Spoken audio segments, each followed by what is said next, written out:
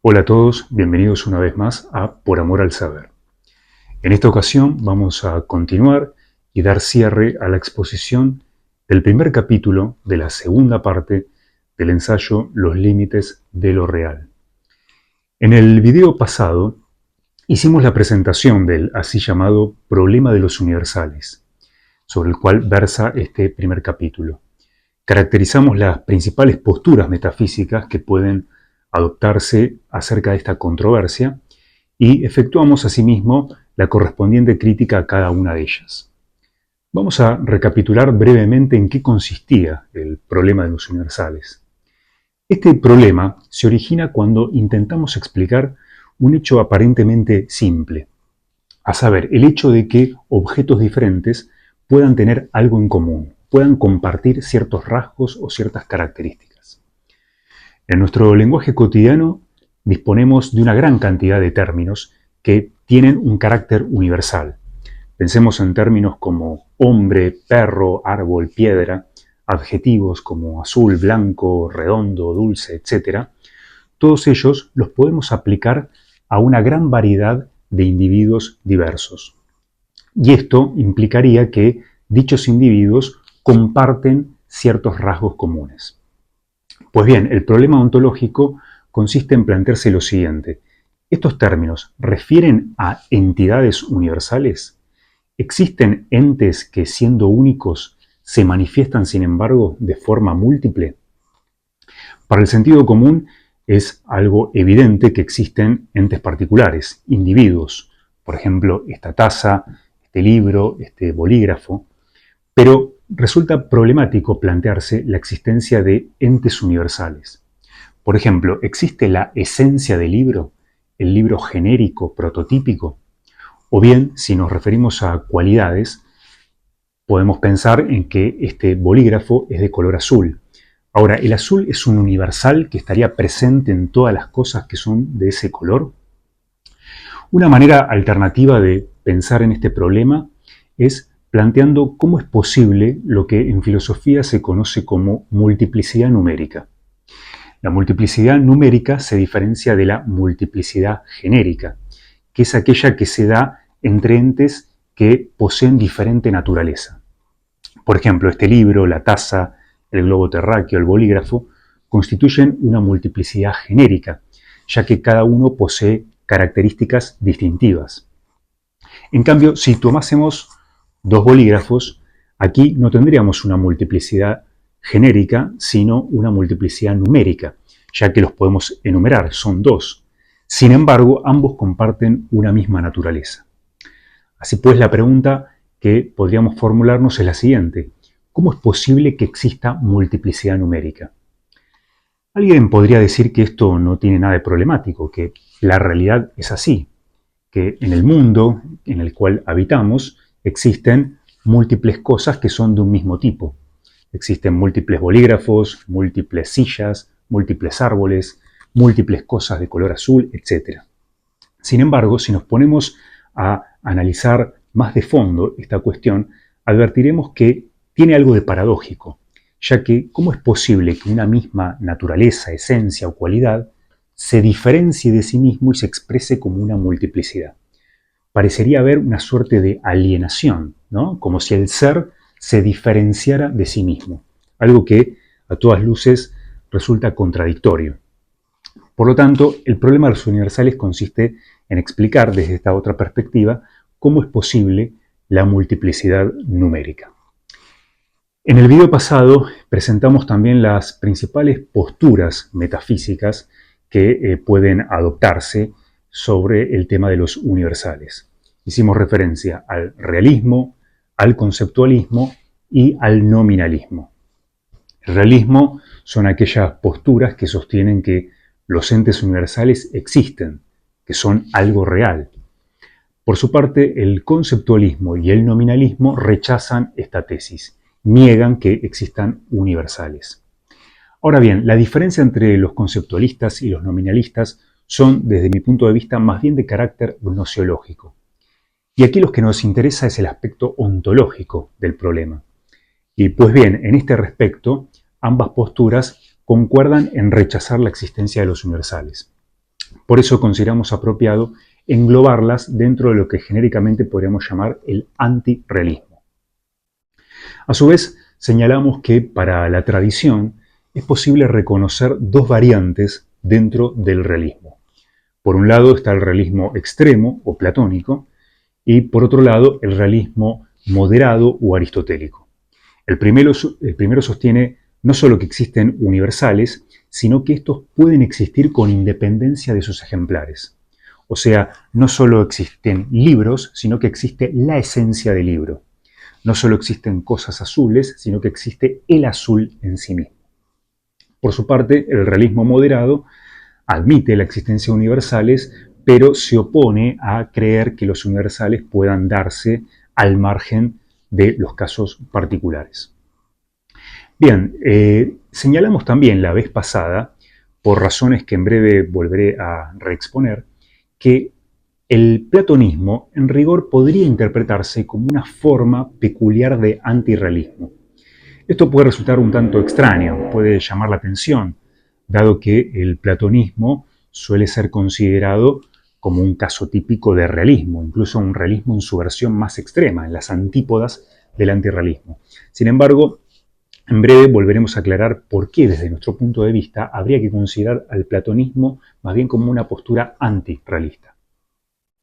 Por otra parte, hicimos mención también a otra postura alternativa que no figura en las tradicionales y a la que podríamos calificar de realismo reduccionista, dado que esta postura admite la existencia de universales, pero no se compromete con los presupuestos de la metafísica aristotélica, en particular con el concepto de sustancia.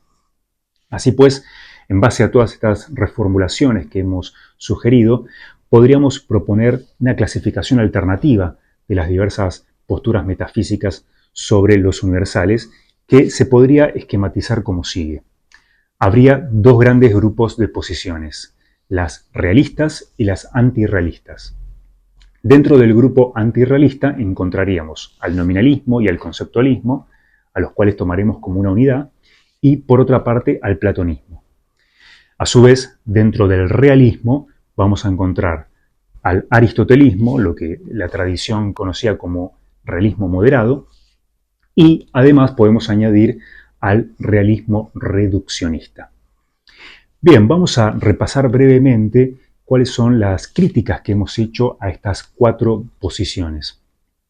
En lo que respecta al nominalismo, el principal problema que tiene esta postura es que la misma no reconoce un hecho que pareciera ser evidente e irrecusable, a saber, el hecho de que cosas diversas pueden tener algo en común. Para el nominalismo, admitir esto implicaría reconocer que puede haber algo único que exista a la vez en varias cosas diferentes.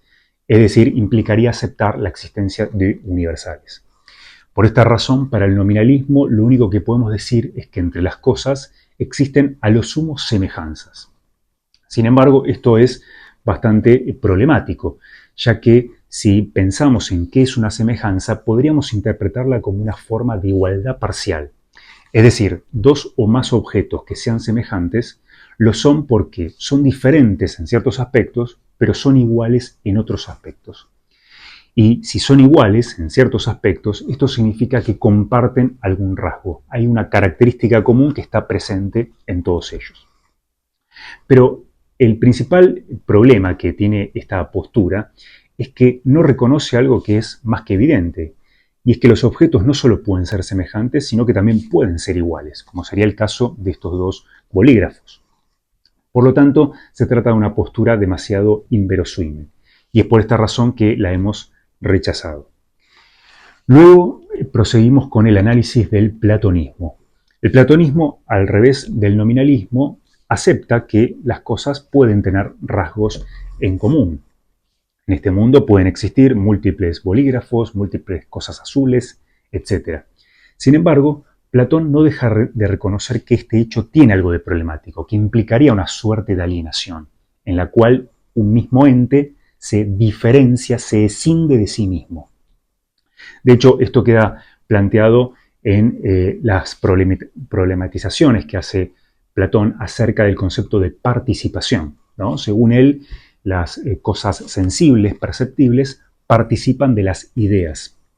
Nosotros diríamos, los objetos participan de las propiedades que de ellos se predican. Ahora bien, ¿cómo es posible que una misma propiedad esté presente en varias cosas a la vez? ¿Se divide a sí misma? ¿Se fracciona? ¿Se multiplica? ¿Cómo es posible explicar este fenómeno? Para Platón, la multiplicidad numérica existe, pero en el fondo no es más que una apariencia ilusoria propia del mundo sensible que habitamos. En rigor, lo que verdaderamente existe son las ideas, que son las esencias o naturalezas que existen como unidades absolutas en el mundo inteligible. Bien, luego continuamos con la postura realista aristotélica. El realismo aristotélico admite que existen los universales, basándose en la famosa doctrina de Aristóteles que distingue dos aspectos, la forma y la materia. La forma está relacionada con el aspecto universal que presenta todo objeto, aquello que tiene en común con muchas otras cosas. Mientras que la materia se vincula con la singularidad, con lo que hace de ese objeto un individuo único e irrepetible. Pues bien, para Aristóteles es posible claramente que una esencia o una propiedad se predique de múltiples individuos diferentes. Esto, desde el punto de vista aristotélico, no tendría nada de problemático. No habría ninguna contradicción, ya que el universal ciertamente es uno y múltiple a la vez, pero lo es en sentidos diferentes. Lo que es único es la propiedad, mientras que la multiplicidad está dada por las sustancias de las que se predica dicha propiedad. Ahora bien, esta postura presenta dos problemas principales.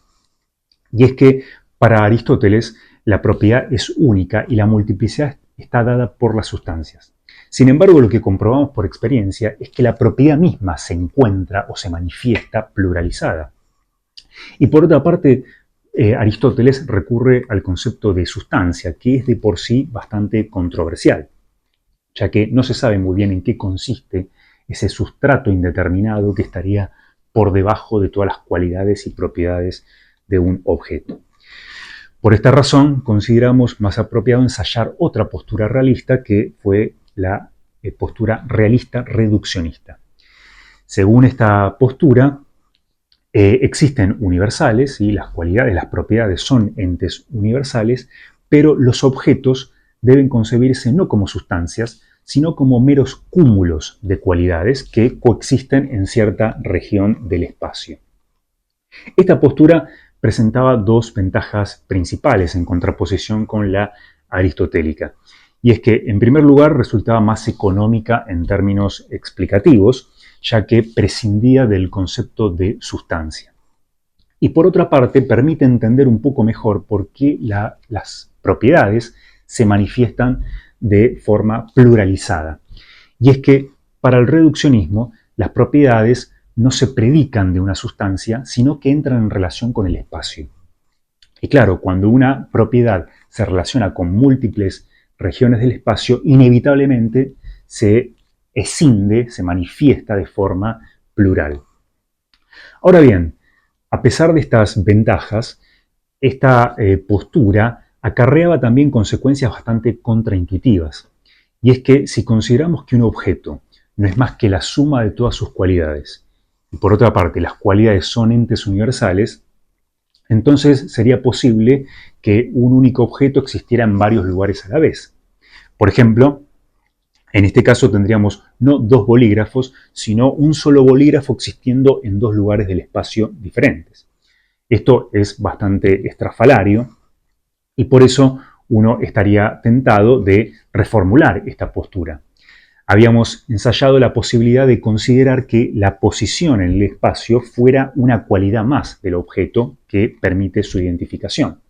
Sin embargo, si consideramos que las posiciones espaciales hacen a la identidad del objeto, esto implicaría anclar la identidad del mismo a un lugar del espacio concreto, de tal manera que si se moviera dejaría de ser el mismo objeto. Esto sin duda resulta bastante extraño y es por eso que considerábamos la posibilidad de ensayar alguna otra teoría alternativa diferente a todas estas que hemos presentado. Así pues, hasta acá habíamos llegado y lo que debemos pensar ahora es si resultará posible responder al problema de los universales desde algún otro marco teórico. Pues bien, vamos a aventurar la siguiente hipótesis. ¿Por qué no podríamos considerar que cada instancia o ejemplar de una cualidad dada ya constituya un individuo en sí mismo, ya sea un ente particular, prescindiendo de las sustancias y de los puntos en el espacio? ¿Por qué no suponer, en definitiva, que la cualidad ya está singularizada en cada caso en que se presenta?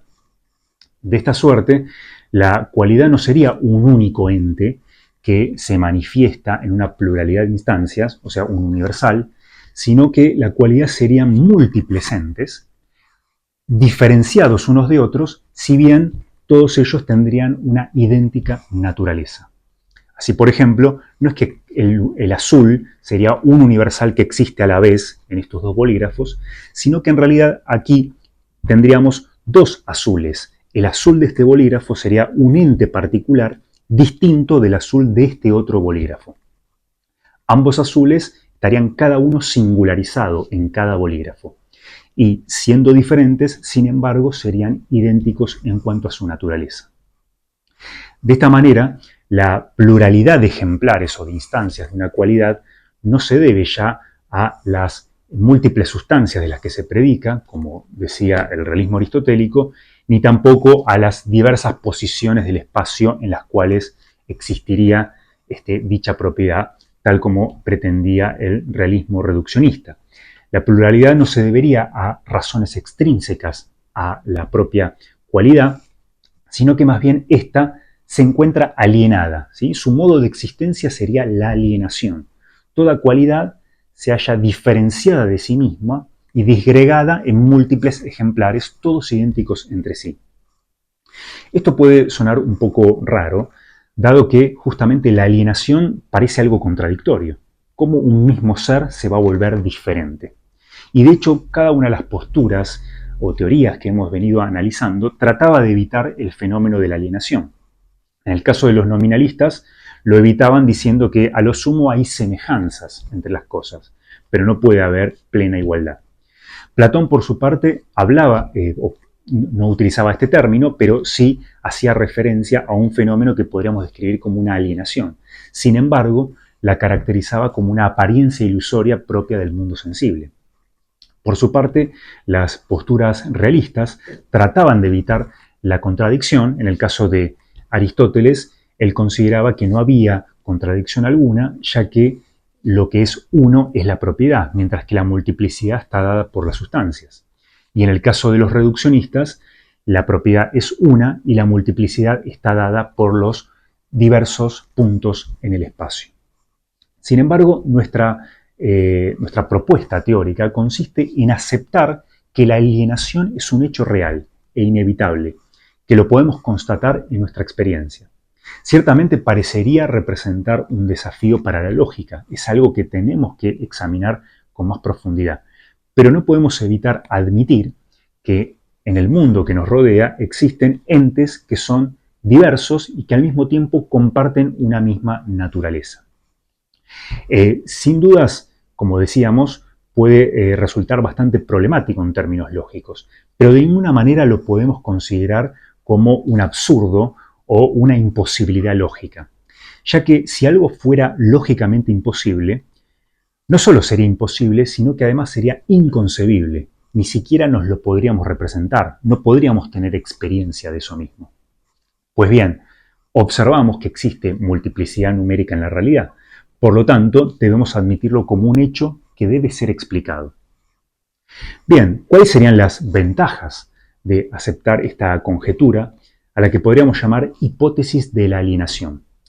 Pues bien, esta hipótesis presenta tres ventajas principales. En primer lugar, permite explicar por qué la propiedad misma está pluralizada. es decir, por qué existe la multiplicidad numérica. Esto lo explica a partir del fenómeno de la alienación de las cualidades. En segundo lugar, esta hipótesis prescinde por completo del concepto de sustancia. Y en tercer y último lugar, conserva los entes particulares, esto que no lograba la postura reduccionista. Efectivamente, según la hipótesis de la alienación que estamos barajando, las cualidades existen bajo el modo de la alienación.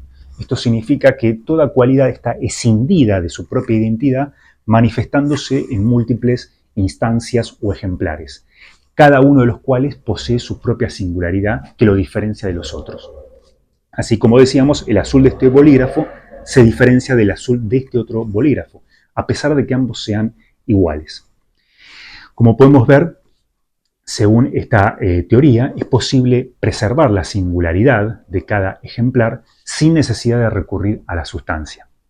Pues bien, tendríamos que utilizar un nuevo nombre, bautizar de alguna manera esta particular idea, ¿no? La idea de que la cualidad misma está singularizada. Para eso vamos a utilizar el término singletón. El singletón no sería otra cosa sino la expresión singular de una cualidad, su manifestación concreta en cada caso.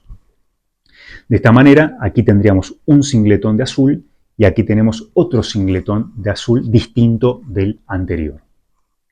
Vamos a profundizar un poco más en este concepto y para eso nos puede servir contraponerlo con el concepto de sustancia, al cual vendría a reemplazar de algún modo. El concepto de sustancia, acuñado por Aristóteles y que ha sido un legado para toda la metafísica clásica, en primer lugar, surge de la distinción aristotélica entre dos tipos de ser. El ser en sí, que es el ente que puede existir por sí mismo, o sea, la sustancia, y el ser en otro, que son los entes que no pueden existir por sí mismos, como las propiedades, los atributos, los accidentes, etc.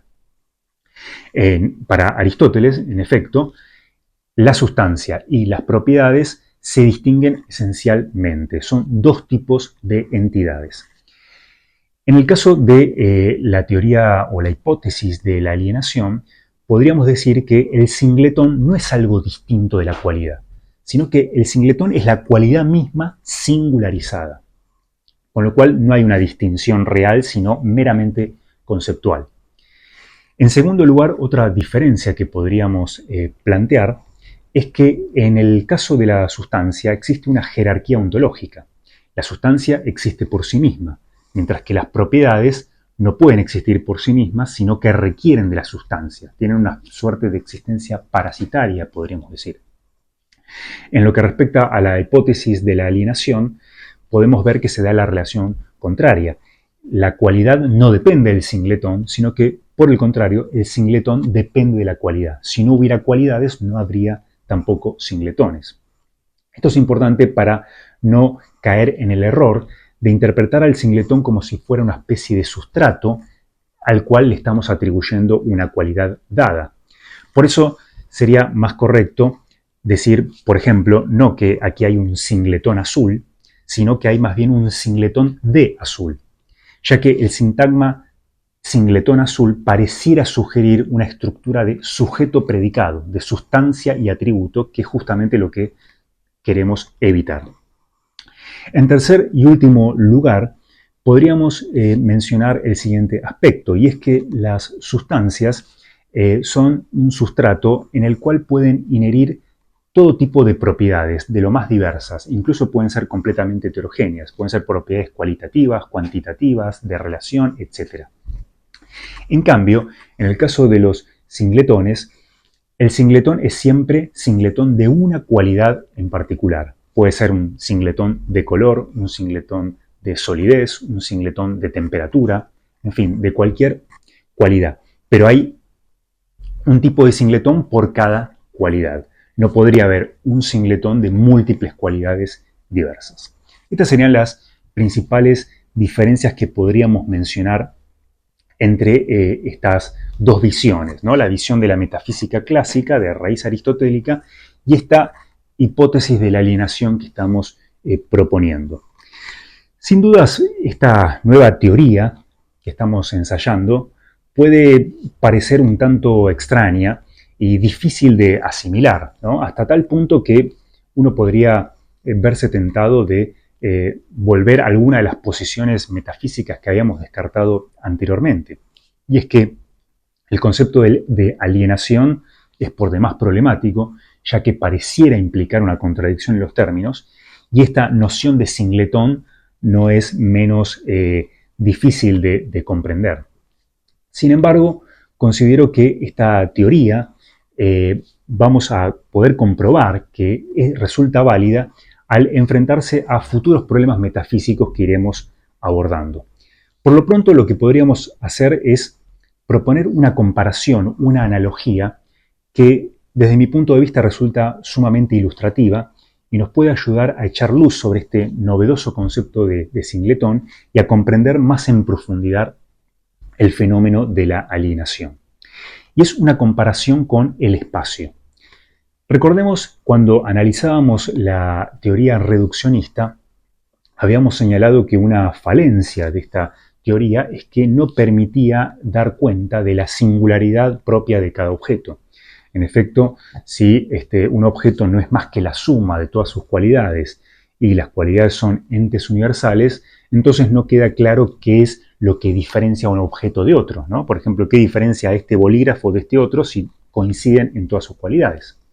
Habíamos planteado en su momento que una posible respuesta podría consistir en sugerir que es la posición en el espacio la que permite diferenciar a un objeto de otro, ¿no? Esto pareciera ser bastante conforme al sentido común. Diríamos que este bolígrafo se diferencia de este otro porque está en esta posición del espacio, mientras que este otro está en esta otra posición del espacio, ¿sí? El bolígrafo 1 está en el punto 1 y el bolígrafo 2 está en el punto 2. Y esto pareciera resolver el problema. Aquí tendríamos un criterio de diferenciación entre un objeto y otro. Sin embargo, más allá de los problemas a los que conducía esta interpretación, lo que me interesa sobre lo cual me gustaría que enfocáramos nuestra atención es sobre lo siguiente. Saquemos de escena los objetos y tratemos de enfocar nuestra atención en los puntos del espacio ocupados por cada uno de ellos. Sin duda, el punto 1 es diferente del punto 2 y es lo que nos permitió efectivamente diferenciar a un bolígrafo del otro. Pero ahora hagámonos la siguiente pregunta. ¿Cuál es la diferencia entre el punto 1 y el punto 2? Si lo pensamos a fondo nos daremos cuenta de que en definitiva no hay ninguna diferencia entre ambos. Aquí no valdría decir que el punto 1 está acá y el punto 2 está acá, ya que estar acá o estar allá es una característica propia de los objetos. Los objetos tienen una localización en el espacio, pero los propios puntos del espacio no están localizados. Sería absurdo decir que este punto está acá, ya que estar acá es estar en un punto. Y sería completamente un sinsentido decir que un punto está en un punto. En definitiva, lo que podemos comprobar si analizamos este asunto más a fondo es que estos dos puntos y cualesquiera puntos del espacio son todos iguales entre sí. El espacio tiene una naturaleza homogénea. Está constituido por infinidad de puntos indiscernibles unos de otros y sin embargo cada uno no es ninguno de los otros. Este es un rasgo bastante peculiar que podemos apreciar en la estructura y la naturaleza misma del espacio. La igualdad y a la vez la diferencia de todos sus puntos.